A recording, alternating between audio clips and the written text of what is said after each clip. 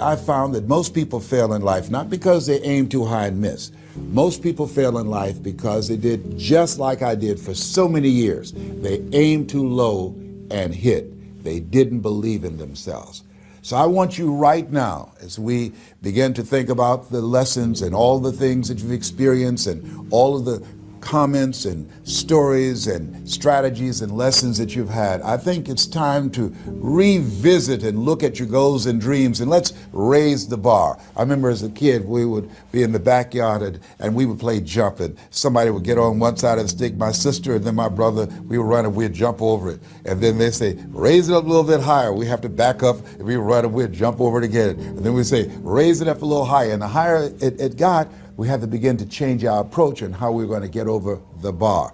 And that's the same thing in life. And so right now, I want you to think about your goals and dreams as you begin to raise them a little higher. And I want you to say with me, it's possible. It's possible. You know, the easiest thing that I do is speak and train people how to speak.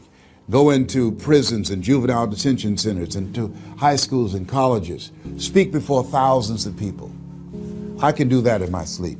Let me share with you the most difficult thing I've ever done in my life. And it took me years to do. And that was to believe that it was possible.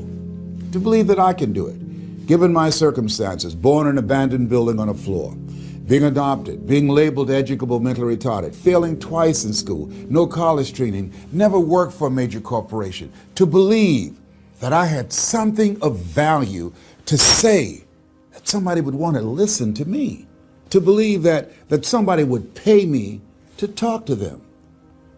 Have you ever thought about something you wanted to do and you talk yourself out of it? I remember going to see Zig Ziglar, who I consider the #1 motivational speaker on the planet, and Dr. Norman Vincent Peale when he was alive, and Robert Schuller. I used to see them and I would be so pumped up and inspired after hearing Jim Rohn, who recently passed, one of the great motivational speakers of all time, and Charlie Tremendous Jones. And I would go to my car pumped up, saying, yes, yes, yes, I can. And then after a while, my mental conditioning would kick in. You know, say, Les Brown, you can't do that. You don't have a college education. Les Brown, you can't do that. You don't even know who your parents are. Les Brown, you can't do that. You failed twice in school. Come on. You ever thought about something you wanted to do and you talk yourself out of it? There's a proverb that says, if there's no enemy within, the enemy outside can do us no harm. That's why it's important that you make it a point every day to review these lessons, to get them deep, not only in the conscious mind, but the subconscious mind, and get them in your spirit. Well, how often should I do it? Do it until you are producing the results. That's how often you should do it. And you never stop, because once you stop, that's when those negative thoughts will come back. Once you stop, that's when you will begin to doubt yourself. Once you stop, I'm telling you what I know. Yes. Every day, it's a selling job on you. It's possible.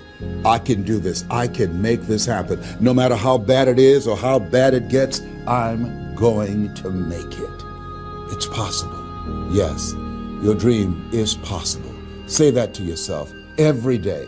Feed your mind with words that you write and words that you hear and words that you speak to yourself.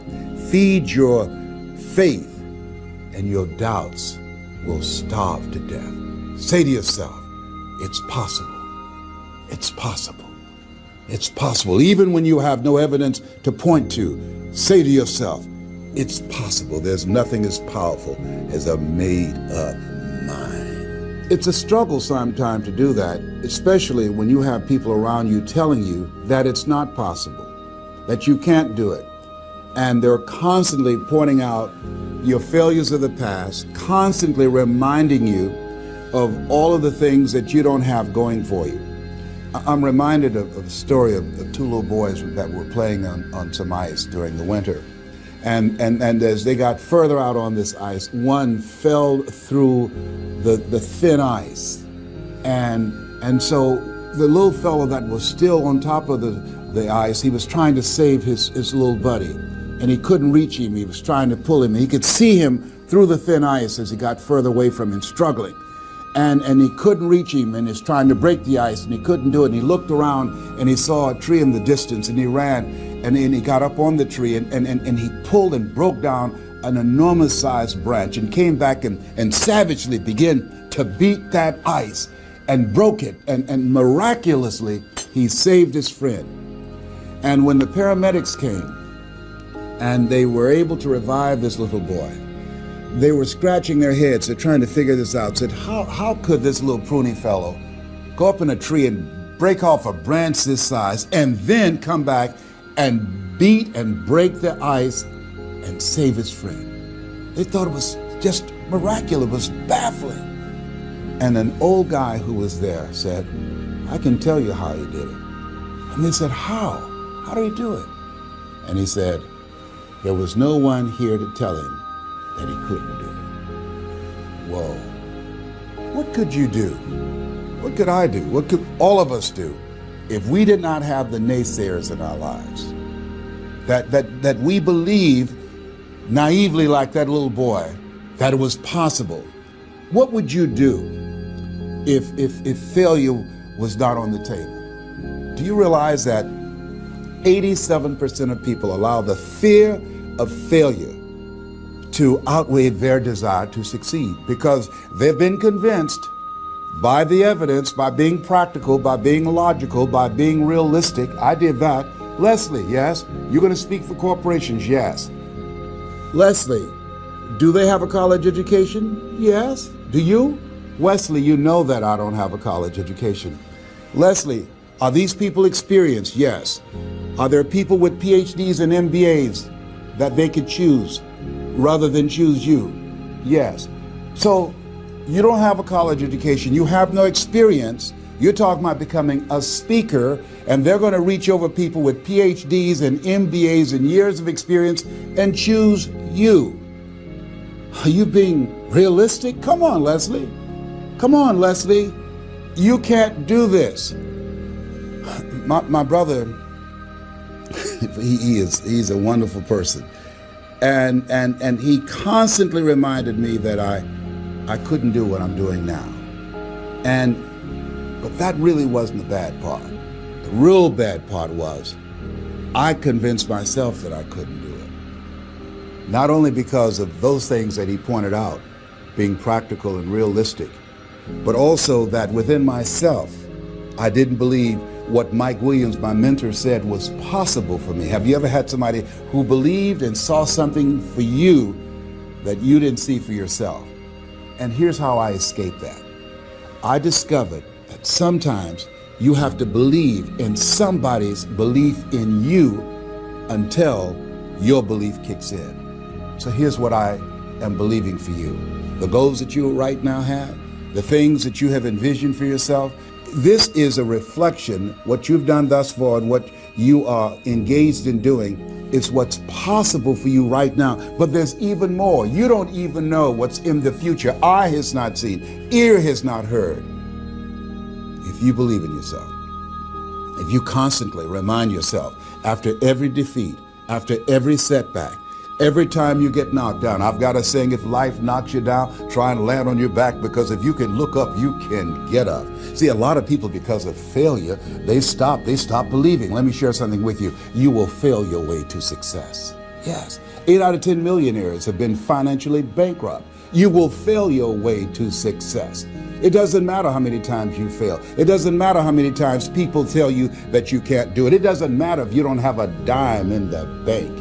You will fail your way to success. What's very important is you're believing in yourself. You're constantly saying, somehow, some way, I'm going to make it. I remember a lady out of Detroit, Michigan. They call her Martha Jean the Queen.